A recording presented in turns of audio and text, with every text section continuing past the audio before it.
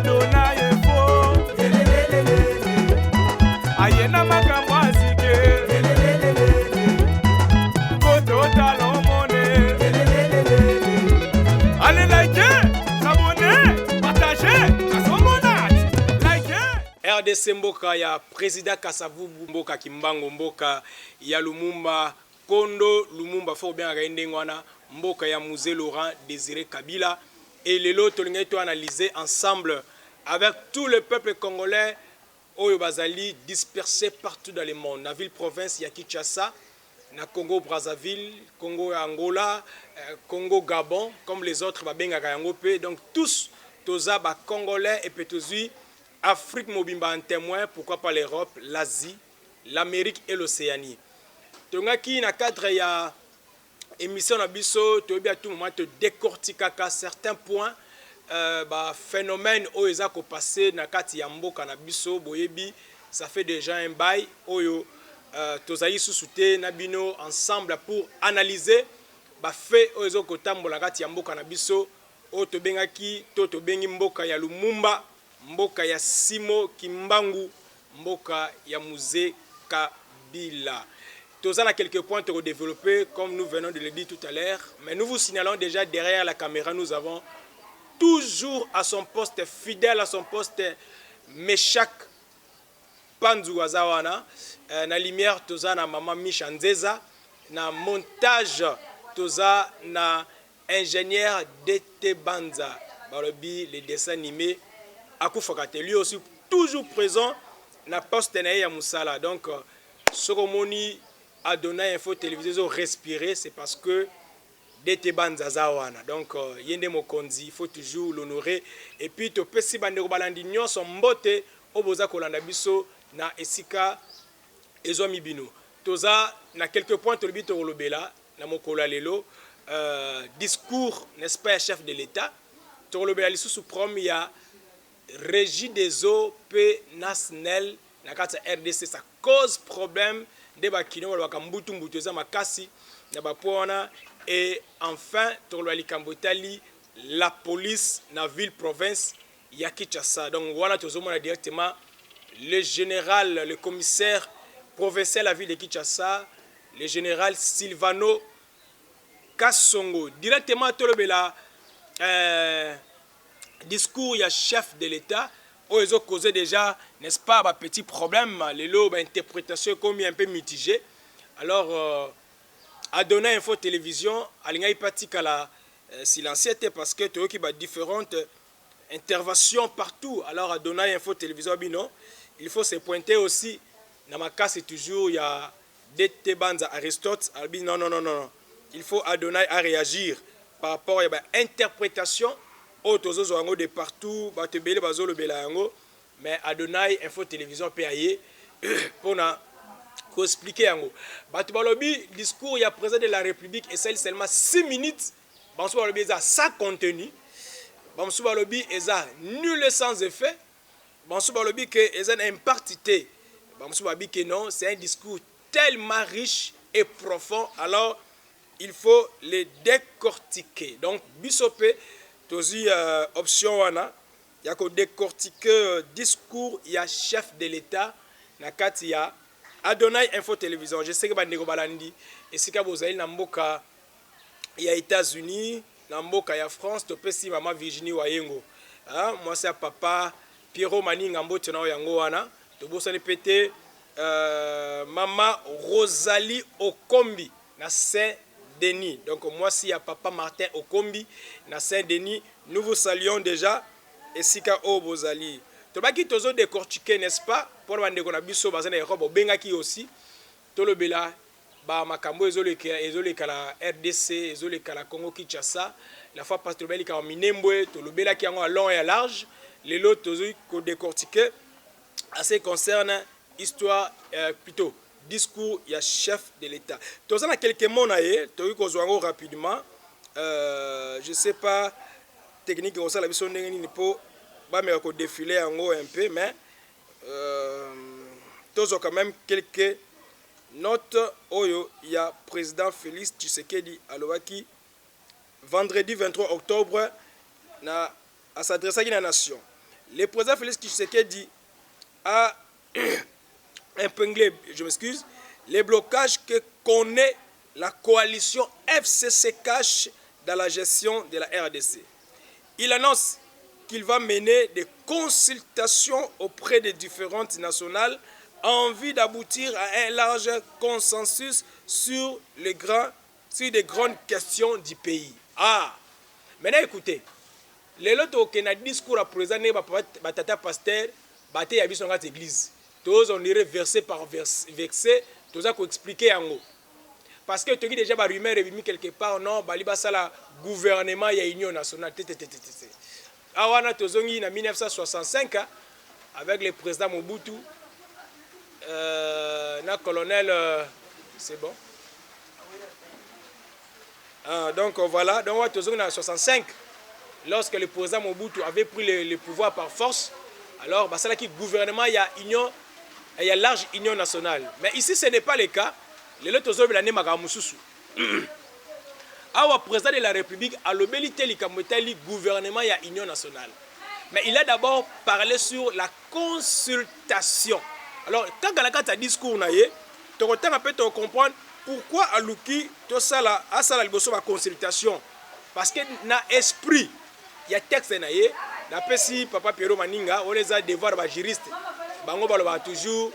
Il faut esprit à lettre, esprit à constitution, législateur, esprit. Nous voulons aussi parler de l'esprit et la lettre. Il y a président de la République, Nakati, il y a discours. Donc, tout ce qu'on voit que le président de la République a dit qu'il faut, n'est-ce pas, à toutes les couches confondues, donc les différentes nationales, envie d'aboutir à un consensus sur les grandes questions du pays. Il dit qu'on toutes les couches confondues, les leaders politiques, les leaders sociaux, tout autour du président de la République, pesi makantina bango par rapport à mboka ezotambola ndenge nini. Exemple, la société civile, bino bomonde ni pona bonne marche ya pays. Exemple, les leaders politiques, bomonde ba mouvement citoyen. Qu'est-ce que vous pensez? Bon, quand ici ba mémo na bino. À la fin des comptes, c'est lui qui va prendre tout ce que vous allez introduire, à analyser, à côté à la point où ils important qui fera en sorte que le pays puisse avancer, n'est-ce pas, à remettre en application. Donc, pour ne pas dire que Azako Sala un gouvernement, il y a large union nationale. Là, il n'y a pas question, je crois. Il faut comprendre que certains mots peuvent être directement dans l'esprit. Na salué plutôt maître Freddy Bougitou, donc parce que nous avons mis bolinga esprit na lettre tozawana tokiti na salo biboy. Je m'excuse vraiment. Gouvernement plutôt consensus sur les grandes questions du pays.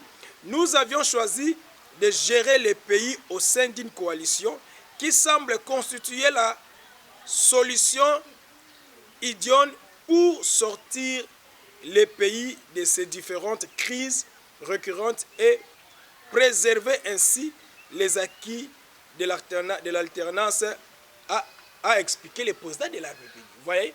Donc le président de la République, après qu'on s'est la consensus, donc batu ba pesi ba makanisi na bango, batu ba se faire quoi? Ba faire attendre ba voix na bango, donc toloba ki société civile, ba mouvement citoyen, tolobi ba parti politique, ba leader, ba pesi ba mémo na bango. C'est le président qui va lire pour dégager consensus national de façon que le pays est kende. Mais écoutez ce qui est important dans ce discours, Abi topona qui to gérer ce pays par la coalition. Donc il dit qu'on va directement dans l'esprit. Il y a président de la République. On comprend déjà qu'il y a un problème, il y a des couacs dans la coalition entre FCC et Nakash. Parce que lui, tout ça qui coalition pour une bonne marche, il y a Mboka. Mais curieusement, à mon que le pays ne bouge pas, le pays ne marche pas, le pays n'avance pas, le pays est bloqué. Alors bien, pour constituer la solution idéale pour sortir le pays dans ces différentes crises récurrentes et préserver ainsi les acquis de l'alternance. Donc pour dire que donc là c'est la union na bango plutôt coalition na bango et ça qui pour que le pays ait décollé, pays ait avancé. Kobo ça notre pays est passé to ezo passé tilelo atrocité moko énorme. Il y a la guerre dans l'est, l'instabilité donc sécurité et un problème na kata mboka, instabilité économique, instabilité sociale, donc partout, donc presque tous les secteurs les akobeba. Donc l'esprit à président ninga koloba que to yokana pour que to dégager to bimisa mboka na kata biloko wana. Mais écoutez, l'esprit toujours, il y a l'être et président, qu'est-ce qu'il pensait? Il fallait tout sangana. Plutôt tout sangana qui pour te dégager quelque chose, il y a meilleur pour te bimsa pays na kati ya gouverneur zalaki na yango. Akei soupli le lobby. Malheureusement, voilà. Et loko est touché biso makasi na équipe na biso à rédaction et ça ba phrase loko la oyo. Quand le président avait dit to salaki coalition pour to bimsa pays na makambo yo, notamment tout au temps la guerre, l'insécurité sanitaire, l'insécurité ya vie sociale et tout. Mais cela veut dire après 2 ans à comprendre que les choses n'a pas marché. Mais tu dis tout ça normalement parenthèse aussi. Mais président de la République, tu as vu que Bolanda Biso déjà qu'on a na président de la République parce qu'à Donai ils a chaîne oyo ilandama partout. Tu peux se faire en prison, na pavillon 8 hein, na prison. Tu peux se nombo te ba bisi no Bolanda Biso kuna makasi na prison ya Makala. Pe na kati na kingakati aussi babi balanda Biso makasi kuna na kingakati tu peux se bande kingakati bango no se mote et voilà. Donc tout le monde que le président de la République a senti que c'est qu'il y a eu le malaise. Habite salaki coalition pour une bonne marche à pays. Mais dans le discours, et l'autre remarqué, tu sali moi signal na note na biso. Alors malheureusement près de 2 ans après, des divergences qui persistent entre les partis signataires de cet accord plombent les ailes de l'esprit de notre envol vers le développement, a-t-il déploré, avant de préciser. Donc le président a sali constant. Pour nani na sengi batu, a sengi consultation.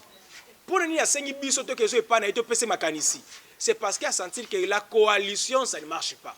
Mais tant que le moi parenthèse, cela veut dire na début déjà la coalition à président de la République na FCC, certaines voix et criaient qui au koloba que non a sali alliance nam bateau bonga sala bango alliance. Mais ne de pas président tenagi nango quantité parce que tous ne sont pas des sorciers, tous ne sont pas des mauvais, tous ne sont pas des bandits, tous ne sont pas les gens de mauvaise foi. La carte FCC est aussi des gens qui ont de bonne foi. On dit quand même travailler dans bango. Mais comme ça la constant, selon esprit. Bon là ce n'est pas Adonai Info Télévision. Là ce n'est pas votre humble serviteur Guélon Vemba, mais selon l'esprit, il y a discours, il y a président Abi, mais malheureusement, près de 2 ans après, les divergences qui persistent entre les partis signataires de cet accord plombent les ailes de l'espoir de notre envol. Donc, ce qu'on avait convenu, l'accord, on a besoin de tout ça, malgré l'accord, on peut na début, mais le quand même comme Koyokana, Yangote zo Salema, lelo.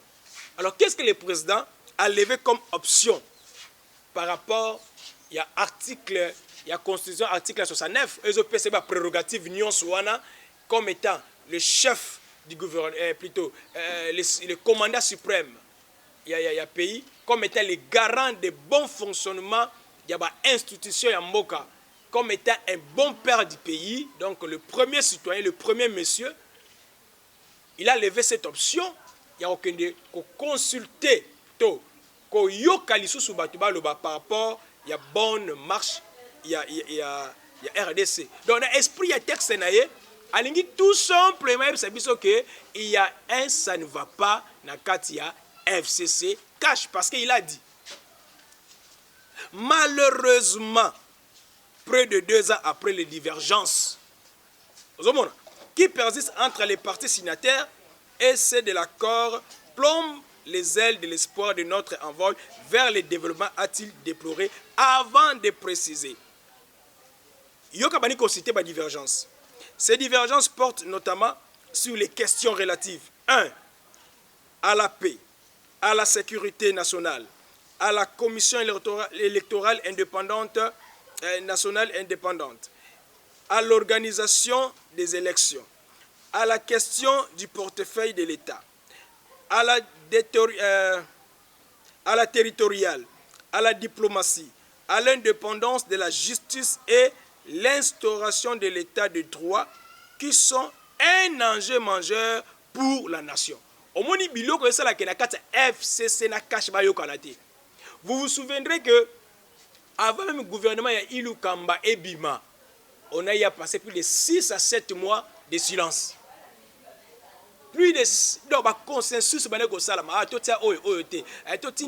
FCC tellement chômeurs, trop de chômeurs. Qui va rester là-bas de touche?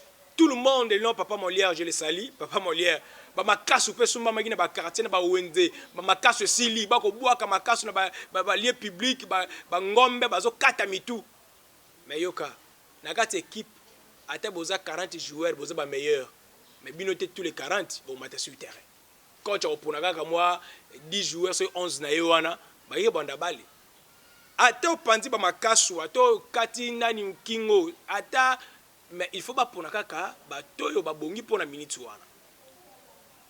Pour la FCC, les chômeurs sont tellement ébélés, même si ils ont des crocs à jambes. Ok, na kata cash, tala les chômeurs sont il y a des partis, entre guillemets, des partis alliés.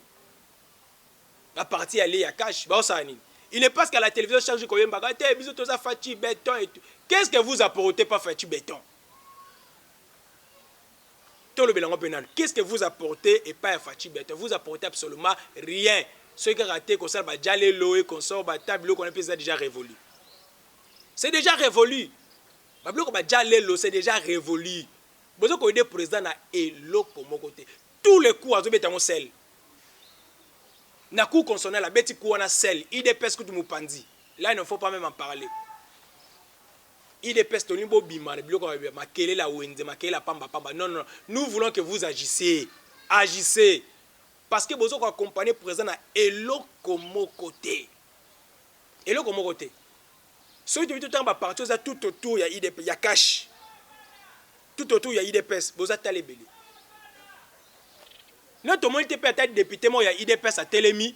Après choix qu'on a parlé du peuple, PSP, l'homme, bouger Mboka. Rien. Vous ne proposez absolument rien. Donc vous laissez le président seul contre tout ce monde au FCC et la population. Et maintenant, il ne sait pas quoi faire.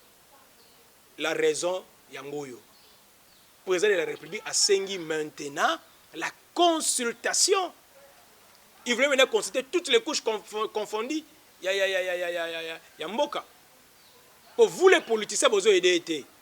En d'autres termes, si tout bino allié, Fati Béton, Bisso IDPS, Bisso Boye, Bisso. Vous l'aidez absolument à rien. Si tout bino vous avez un parlement, notre autorité député, il y a IDPS, to allié.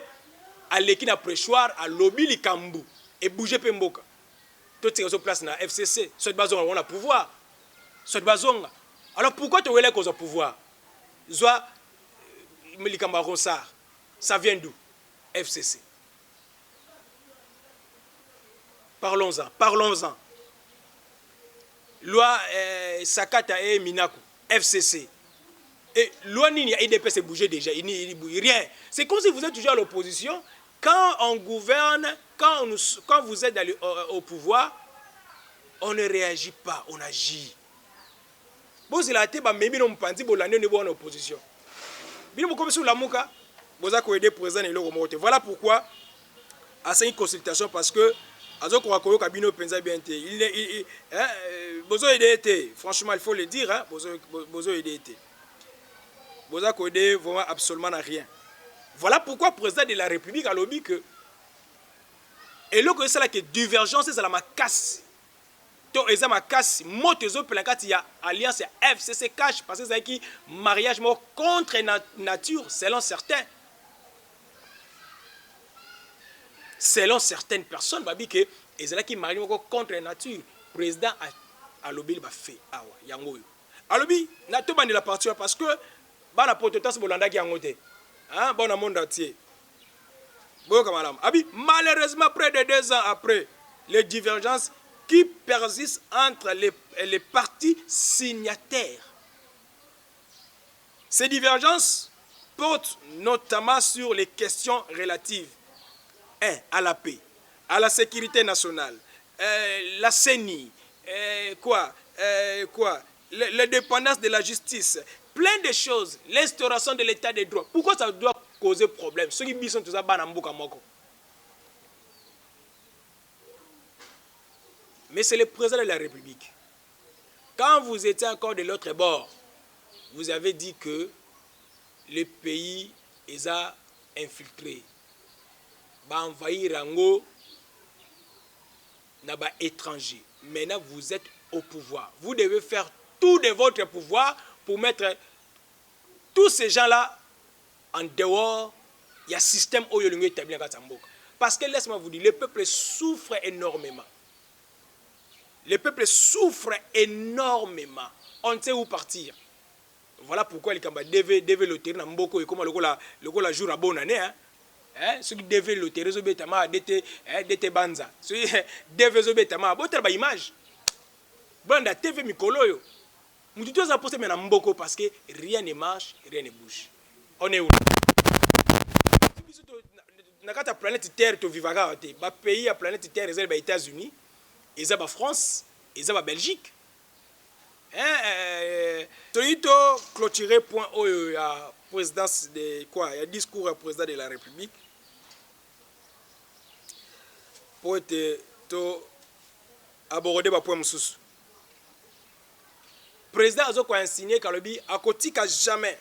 Je ne laisserai aucun engagement politique de quelque nature que ce soit primé sur les prérogatives constitutionnelles et sur l'intérêt suprême du peuple congolais. Je ne transigerai jamais avec les intérêts suprêmes de la nation. Omoni, vous comprendre que les choses ne marchent pas tellement bien dans ces pays. Tolingi te bo interpréter le discours à présent 6 minutes ou 7 minutes en manière rebelle. Non. Les choses sont claires. Alobi boye, en un mot. Libala na bangona FC ces autres tambola sous malamu te. Ako permettre à Tanambala mo côté une alliance, plutôt pas l'ordonnance, mais contrat moko boye, alliance moko boye, et il y a ko bafouer, n'est-ce pas? Bonne marche, il y a pays écotique à Kosalamate. Voilà pourquoi on évoque toujours l'article 69, il y a constitution. Dans l'article, il y a constitution rapidement. Pour Detebanza. Sunganga IPC sur moi militaire Mouké. Total article 69 à constitution parce que tu peux ça devant les juristes. Bangonde baebi makambwana malam. On va ébi kolobela. Pour décortiquer l'article kitoko pour que eza malam. Tout en article 69 en haut, ce qui voilà. Article 69 il y a constitution. Le président de la République est le chef de l'État. Il représente la nation. Il est le symbole de l'unité nationale. Donc il kolobake tant que na insécurité, il faut d'abord protéger le chef de l'État parce qu'il est le symbole. Quand lui il est là, il assume la sécurité du pays. Il veille au respect de la Constitution. Il assure par son arbitrage le fonctionnement régulier des pouvoirs publics et des institutions, ainsi que la continuité de l'État. Il est le garant de l'indépendance nationale, de l'intégrité du territoire, de la souveraineté nationale et du respect des traités et accords internationaux. Voilà, c'est ça l'article 69. Donc, bref, président de la République a moni que FCC a aidé na tâche naie, IDPS a aidé pété na tâche naie, ba allié boza ko aider pété na tâche azana yango parce que atikeli kaka na tolo ba 2 ans parce que année moko za année moko électorale atikeli na 2 ans. Donc les autres boza ko aider na eloko moko te. Le président, il était clair dans son discours. Bino bolungaka esprit à l'être, esprit à constitution, esprit à discours. Tu es bien sinon à long et à large, Bambotali, esprit et à constitution. N'est-ce pas, hein? Maman Virginie Wayengo. Moi, ça, papa, Pierrot Maninga. Hein? On a un avocat, Pierrot Maninga, mon grand frère. Hein? Il y a l'esprit à la constitution, moni, lettre, l'esprit, les législataires, à l'oba qui boye. Donc, je salue mon grand frère, Pierrot Maninga. Na minute mouké. Vous pouvez encore quelques 5 minutes seulement. Voilà. Tout le monde là. Les Cambotali. Combien de minutes, papa? Merci. Les Cambotali. SNEL peut régir des eaux ainsi que la police. Au moment où vous tournez émission Awa, il n'y a pas l'électricité. Il n'y a pas l'électricité. Mais je me pose toujours des questions. Les pays arabes, les pays désertiques. Mais tel pays sont courés katanakate. Mais biso tozana mai awa na ninga osakanate. Tozana tozana ba fleuve. Tozana ni tokate ni océan. Moi na mwanda kuna za océan. Tozana océan. Tozana ba lac. Tozana ba rivière. Tozana ba tobenga ni ba ruisseau. Tozana ba milliers marécagés. Tozana mabula mai. Donc mai est partout. Mais ce qui est grave dans ce pays, à ce qui concerne la SNEL, vous comprenez biso que non. Vous les Tozana Langa, Maï Kitina et la fleuve. Est-ce que vous pouvez imaginer ça? C'est quel genre de pays? L'habité DGSNL, ceux qui vont oser la nipo ba imogé DGSNL. DG Régie des eaux. Tola courez à 3h du matin pour qu'il y ait 5h30. Courez 1h du matin pour qu'il y ait 4h30. On est où là? Tandis que courir dans un pays, facteur mounène, il y a développement. Donc c'est malheureux. Tous c'est la peine immogeage, hein, sans condition. Il y a des GSNL. Au pas qu'il y a wana, à sali matata état de droit et beta fimbu. DGS il y a régie des eaux. Même chose. Bon ça la constant. Michel Panzou a son abisso je crois Mikolo la ville qui a forage et le repamba. Ba forage. Na quoi sa ville qui a ba forage. C'est comme si Mboko to na régie des eaux. Une espèce de manque à gagner na caisse à l'état. Pour régie des eaux ba pompe ma souté. Même na ba place to ndi mettre mai go kata na souté, mai za la souté. Musala ya niveau ya ma belle régie des et puis so zuma yango zo na régie des eaux. C'est gens besoin chance mai ebimi. Très sale. Gouya ma baie. Imojage papa. Vous n'aidez pas les chefs de l'État. Bozo sunga eta. Bozo sunga eta na atene loko mokote. Papa toko ya la consultation. Toko yo que ça peut voir na biso. Je sais qu'à donner info télévision, il en a mappé partout. La police. Papa Kasongo. Tobi ko yo ka biso mba eleki to lobaka makasi kamwetali kununa. Merci na musala zo sala. Tina bango plus loin que possible. Nous zo sala wana. Plus loin que possible. Je sais qu'à donner info télévision, bayo karabiso ba konzi ba landa rabiso. Merci na mon général Sylvain Lokason. La police musala zo sala.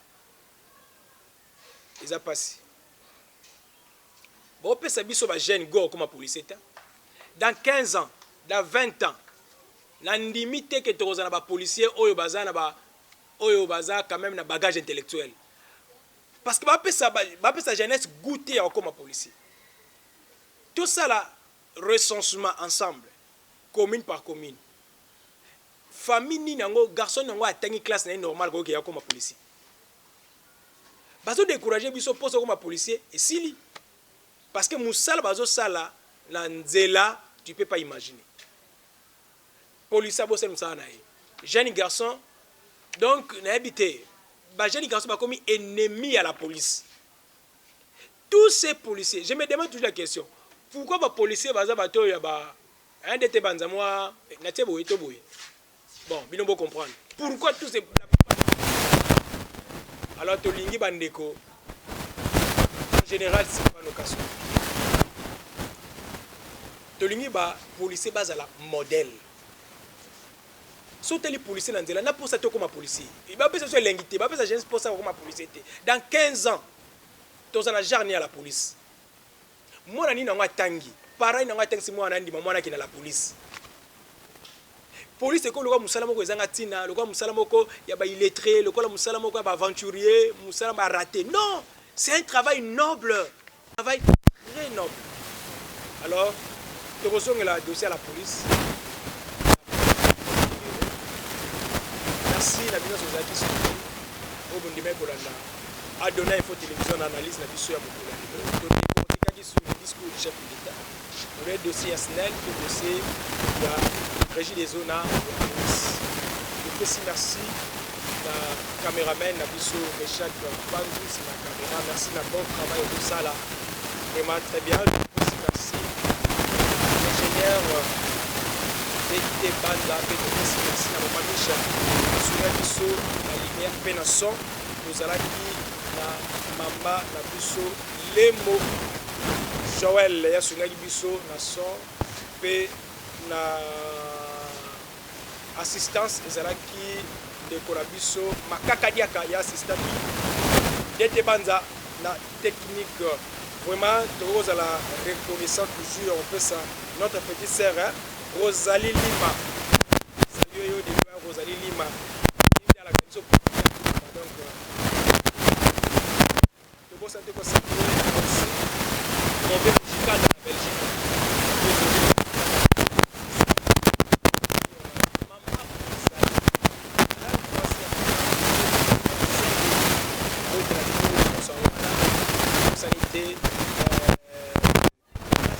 Sylvie Ndekwa Virginie Wayengo. Maman Sylvie Wayengo. Nous te saluons. Voilà. Nous vous saluons. Bandekonos Balandi a donné Info Télévision, Mbote, et à la prochaine. Quant à moi, je vous dis au revoir.